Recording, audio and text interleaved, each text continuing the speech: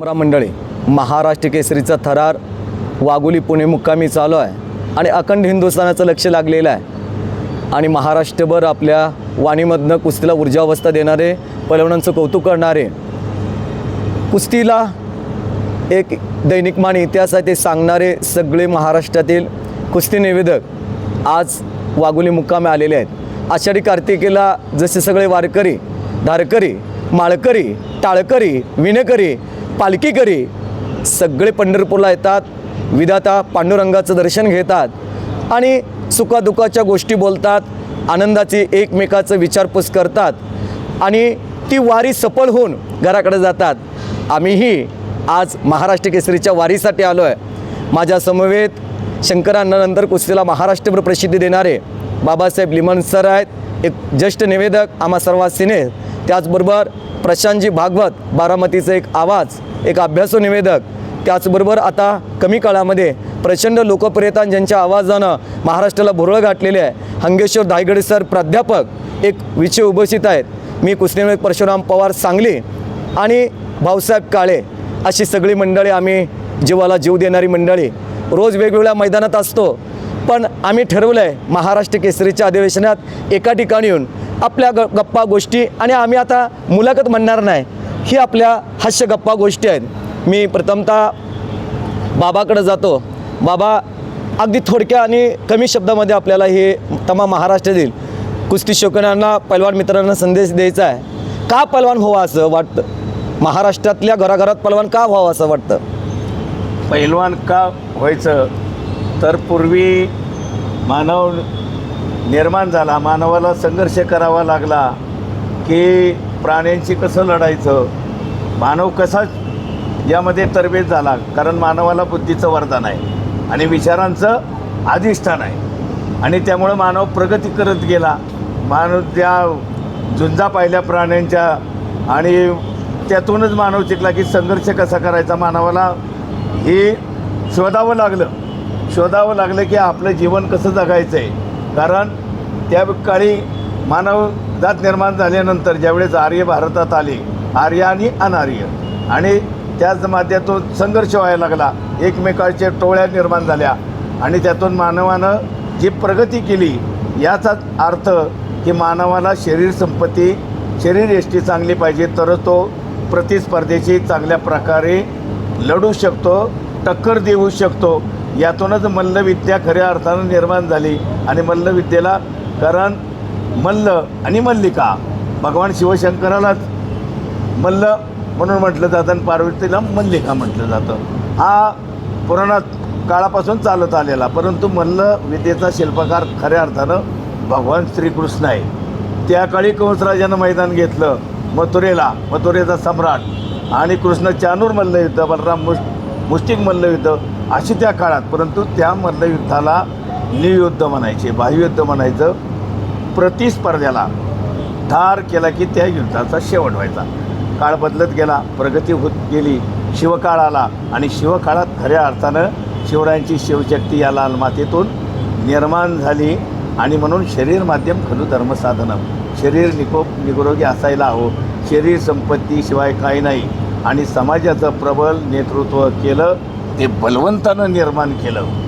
आणि म्हणून कुस्तीला जे प्राधान्य आहे, महाराष्ट्राच्या पूर्वी घराघरात जर 3 भाव असतील, 4 भाव असतील, 2 एकानं पैलवानकी करायची, हाच संदेश घराघरात जात होता, पैलवानकी करायची, घराघरात पैलवान होते, त्यामुळं चुरस निर्माण झाली। गावोगावच्या आखाडे इनाम कमी असायचं, पण आपल्या गावचा अभिमान प्रत्येकाला असा, आणि खरी ऊर्जेत अवस्था दिली की राजश्री शाहूराजांनी उत्तरेतले पैलवान कोल्हापूरला आणले, त्या तोडीचे पैलवान आपले व्हावेत, आणि म्हणून कुस्तीचे पंढरी कोल्हापूरला जातं आणि तोच छंद पुणे जिल्ह्यानं राबवला।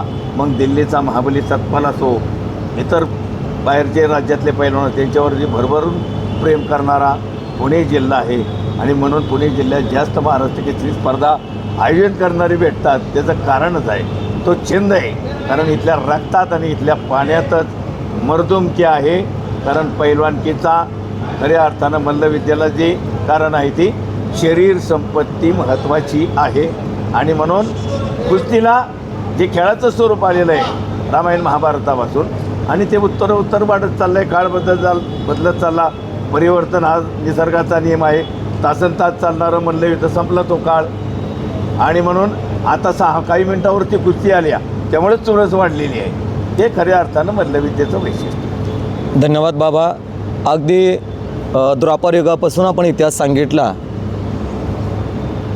आदरणीय हंगेश्वर धायगुडे सर, मी आपल्याकडे येण्यापूर्वी आजची यंग जनरेशन, जी आजची युवा पिढी महाराष्ट्रामध्ये येते, ते कुठेतरी मोबाईलच्या आहारी चाललेले आहे.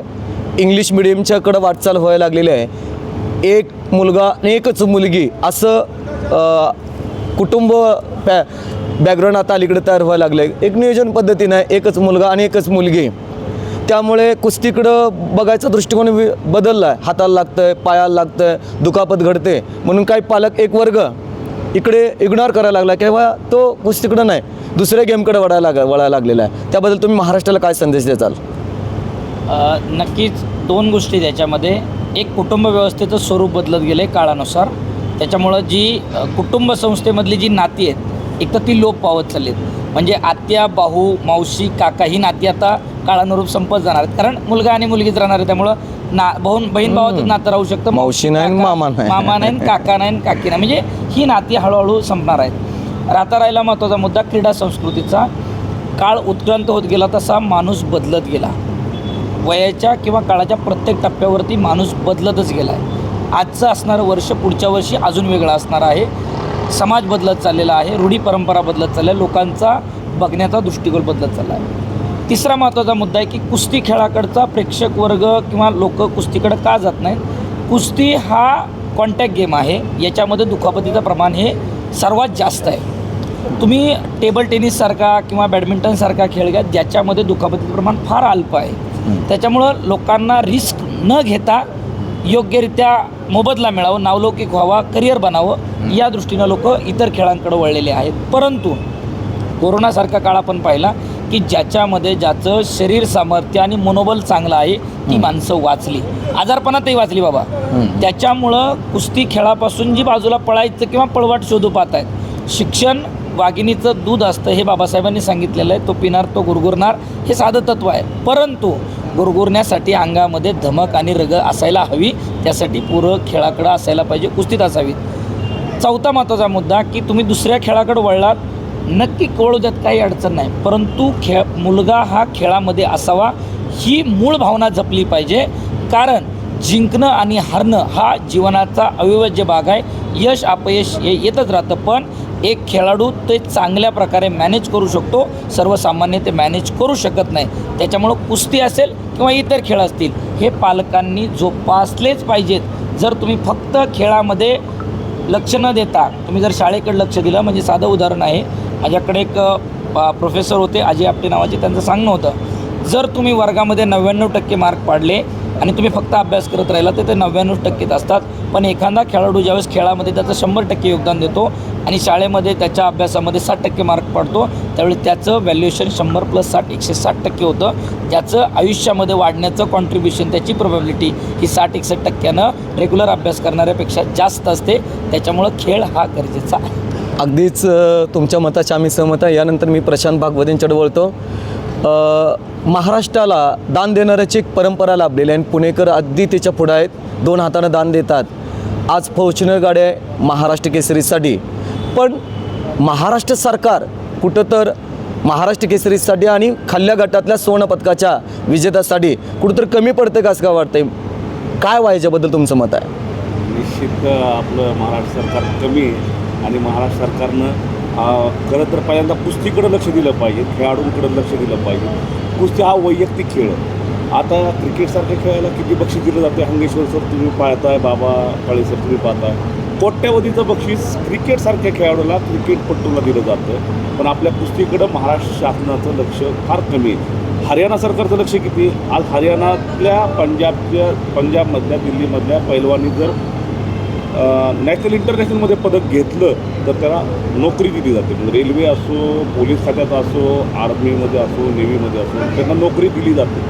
आणि तिथले खेळाडू का पुढे आहेत पवार सर, की कुस्तीमध्ये पदक घेतल्यानंतर ना नोकरी फिक्स 100% हा. फिक्स आहे, फिक्सच आहे. सर्टनिटी शाश्वत आहे त्याच्या हो. जगण्यामध्ये पुढं. हा, आज ऑलिम्पिकला पदक घेतलं, राष्ट्रकुलला पदक घेतलं तर लगेच नोकरी आहे.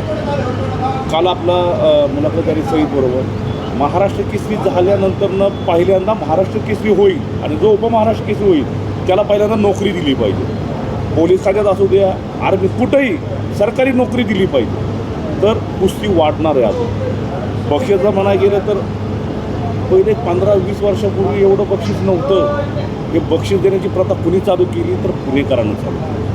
मला वाटतं महेशदादा लांडगेंनी मी काल बोललो 2013ला. 2013 नर्सिंगला पहिली स्कॉर्पिओ गाडी दिली. स्कॉर्पिओ दिली. काल हा विषय झाला. तिथनं पुढं पवार सर चढावड चालू झाली. एवढी चढावड चालू झाली. आज फॉर्च्युनर आहे. लक्षात ठेवा, अजून 5 वर्षांनी कोटी रुपयाची गाडी नाही दिली तर नाव बदलून टाकेल. आमचे चंद्रहार दादा पाटील यांच्या युथ फाउंडेशनने सांगितलंय काल मी उल्लेख केला, चंद्रहार दादांनी 1 कोटी रुपये मागं लागलेले की महाराष्ट्र केसरी कुस्ती स्पर्धा चंद्रहार दादा युथ फाउंडेशनला द्या, सांगली जिल्ह्याला मान द्या. रोख 1 कोटी रुपये. म्हणजे तो काय महाराष्ट्र केसरी झालेला 1 कोटी देणार नाही, उपमहाराष्ट्र केसरी झालेला त्यात तोला मुलाचं स्वाभाविक तेवढंच. गटात त्यात तोला मुलाचं बक्षीस देणार. हे गाड्या आहे किरकोळ आहे, त्याला बैलगाड्याला एवढ्या मोठ्या मोठ्या गाड्या देतो चंद्रहार दादा, पहिलवानला का देणार. आज सोन्याचे दिवस आलेले आणि आत्ताची तरुण पिढी सांघिक खेळाकडे वळायला लागली. कुस्ती नको वाटायला लागली, कष्ट नको वाटायला लागले. आता हंगेश्वर सरांनी फार चांगला उल्लेख केला, बाबा निमन सरांनी उल्लेख केलेला आहे. दुखापतीचं प्रमाण जास्त. आईबापाला दुखापत झाली, नको पोराला कुस्तीत नको. अरे का मरतंय का काय होत नाही. पुन्हा सर थांबून तुम्हाला मी पुढे घेऊन जातो. आपला तो प्रश्न नाही, तुम्हाला मी प्रश्न विचारलेला आहे. महाराष्ट्र सरकारने दिली पाहिजे. मी बोललो ना, त्याच्यामध्ये माझं मत असं आहे की इंग्लिशमध्ये एक मध्यंतरी 10वीच्या क्लासमध्ये एक लेसन आहे. त्याच्यामध्ये एक आहे की एक मुलगा उपाशी बसलेला असतो आणि तिथून एक वाटसरू येतो आणि तो तिथं मासे पकडायला सुरुवात करतो. तो मुलगा उपाशी असतो आणि तिथून माणसं येतात आणि मग तो माणूस थोड्या वेळाने त्याच्याकडे बघतो आणि त्याच्याकडे जातो आणि त्याला म्हणतो काय करतो, ते म्हणतो मी उपाशी आहे. मग तो काय माणूस करतो, दुकानात जातो, एक गळ आणतो, गळ देतो आणि दोरी देतो आणि त्याला मासे पकडायला करेक्ट एक्झॅक्ट बरोबर आहे. हा आणि अगदी लाख मोलाचा मुद्दा घेतला आहे की तो माणूस सांगतो की अरे काय मूर्ख माणूस आहे, त्यानं एवढे मासे तुझ्याकडे असताना किंवा तुझ्याकडे खर्च असताना तू त्याला गळ आणून देण्यापेक्षा मासे दिले असते त्याचं पोट भरलं असतं. तर त्याने एक सांगितलेलं मॉरल ऑफ द स्टोरी एवढंच आहे. त्याने एवढं सांगितलं की मी त्याला जर मासे जर दिले असते तर त्याची फक्त एक वेळची भूक मागली असती, पण जर त्याला मी ही कला शिकवली तर तो कायम त्याचं पोट भरू शकतो. महाराष्ट्र शासनानं जर पैलवानला नोकरी दिली तर त्याचं कायम त्याचं पोट भरणार आहे. आज फॉर्च्युनर दिली, उद्या त्याच्यात जर डिझेल टाकायला पैसे नसतील तर ती विकावीसुद्धा लागू शकते. पण जर हक्काची जीवनाची भाकर, त्याला जगण्याचं साधन जर त्याला तयार करून दिलं कायमस्वरूपी, तर तो आयुष्यभर सन्मानानं राहणार आहे. त्याच्या दृष्टीने शासनानं प्रयत्न करणार. अगदीच आता वेळ होतोय आणि यानंतर आपण भाऊसाहेब काळे यांच्याकडे वळतोय. अगदी नवीनच आहेत पण एक अभ्यासपूर्वक लाल मातीसाठी योगदान देतात. मी त्यांच्याकडे जाण्यापूर्वी एक विनंती करेन की आपण संपूर्ण महाराष्ट्रभर बोलतो आहे. वैयक्तिक तुम्ही ज्या जिल्ह्यापासून येतात त्या जिल्ह्याबद्दलचा मान, अभिमान, गौरव असा स्वाभाविक वाटतं. पण कुस्ती वाढायसाठी काय करावं लागेल, कुस्ती टिकावसाठी काय करावं लागेल?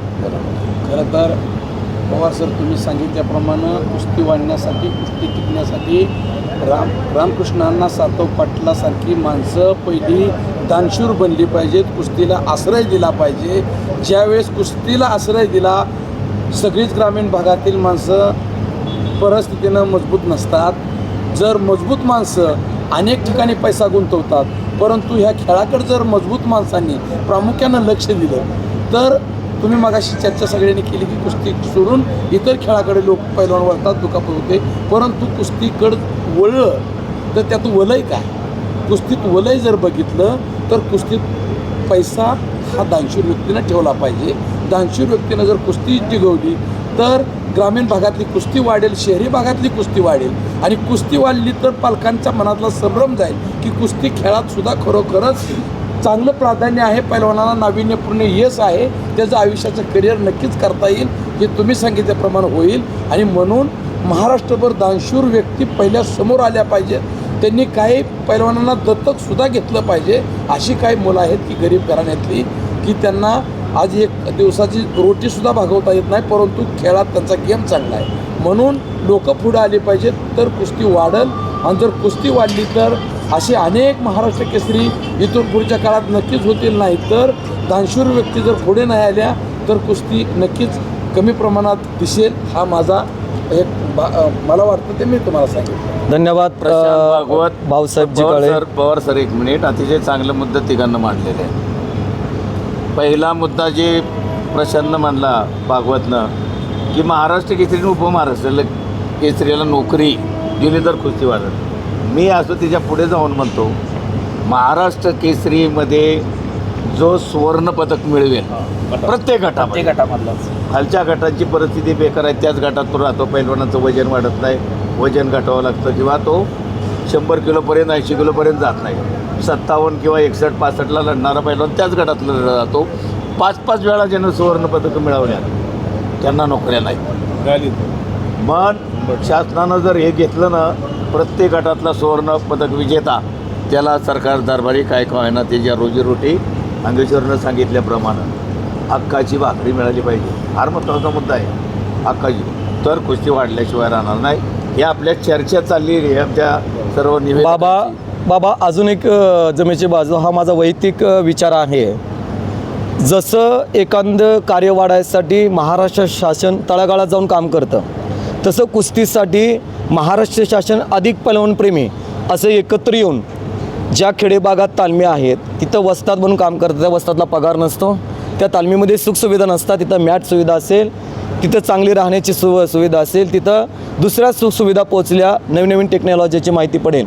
आज अलीकडं वारकरी क्षेत्रातील जे गाववाईज भजन मंडळ आहेत त्यांना महाराष्ट्र शासनाच्या वतीनं एक रक्कम दिली जाते भजन मंडळींना.